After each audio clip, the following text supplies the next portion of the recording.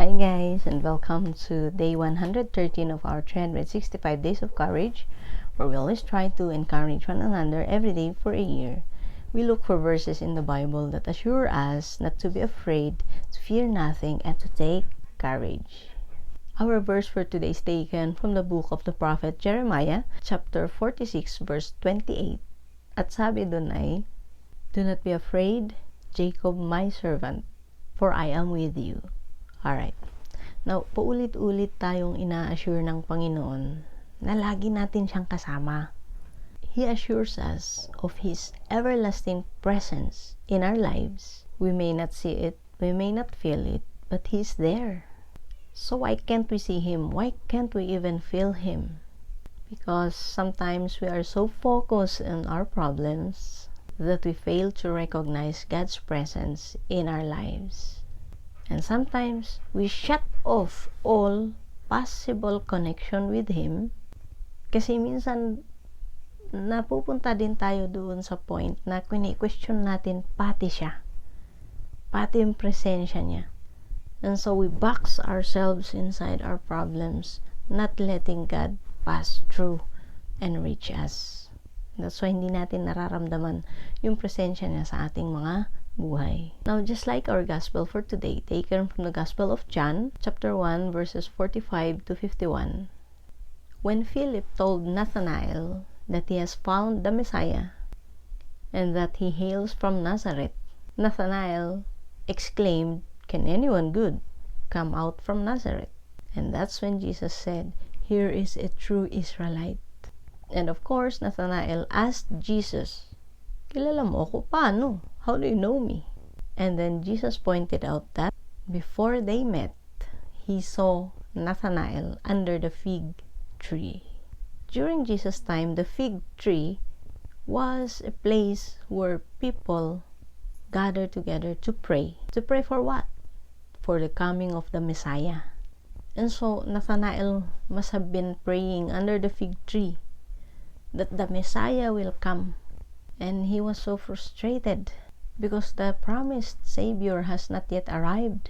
And that very same frustration might have triggered his harsh response nung sinabi niya na meron magandang manggagaling dun sa Nazareth. Pero biglang cameo din naman siya, biglang bawi din naman siya nung sinabi ni Jesus na nakita kita under the fig tree before tayo nagkita ngayon. Bakit? Paano siya nakabawi? Because he declared that Jesus is indeed the Messiah. That Jesus was indeed the Son of God. So, why did the Israelites overlook Jesus when in fact they were waiting for Him? Actually, they're even waiting for Him now. Naantay pa rin nila yung darating na Messiah. So, paano hindi nila nakilala itong si Jesus? Isa lang ang dahilan dyan. Because when Jesus came, hindi naman bongga yung pagdating niya eh.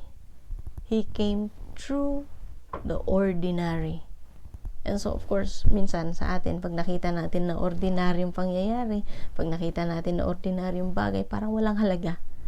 And so, when Jesus was born sa isang sabsaban, syempre, hindi sila makapaniwala na ang Messiah will be born sa isang sabsaban. And only when people experienced miracles performed by Jesus, that was the time their eyes were opened na ikaw na, siya na nga. And so guys, what is the message for us? The message is God is with us even during the ordinary times. That God is with us even through the ordinary events in our lives. The Israelites were so overwhelmed that they failed to recognize the presence of the Messiah in their midst. They were focused on their perceived image of the coming Messiah na isang macho, matipuno, may daladalang mga kawal. And so when Jesus was born, ordinarily, sa isang sabsaban, hindi na nila pinansin. Why? Napaka-ordinaryong pangyayari kasi. And so guys, if you focus on the fear within you, or on the overwhelming challenges ahead of you, you might miss the answer to your prayers. You might miss the answer to your questions. You might miss the answer to your longing. Just as Jesus, in the form of a meek and humble lamb, was present among the Israelites, God, in our courage verse, is assuring us that He is also with us, even in our ordinary days, even through the ordinary activities that we have. And so guys, let us strive to recognize God's presence among us, especially through the ordinary. And so, kapag hindi mo siya nararamdaman, kung andyan nga ba siya talaga sa tabi mo, or kung hindi mo siya nakikita, then let's try to meditate in order na sakaling marinig natin yung boses man lang niya. And of course, syempre hindi siya magsasalita ng audible sounds, but through the messages that He sends us through other people, and through the Bible, and through other religious magazines that we read. Baka nandun yung mensahe niya para sa atin. So guys, huwag tayong mawalan ng pag-asa. Hindi porke ang dami-dami mong kinakaharap, tas feeling mo helpless ka, ay magko-conclude ka na wala naman ang Diyos. And so guys, let's always strive to recognize God's presence even through the ordinary. Alright guys? So guys, thank you once again for watching, and I hope you still tune in tomorrow for day 114 of our 365 days of courage. Bye guys! Ingat kayo!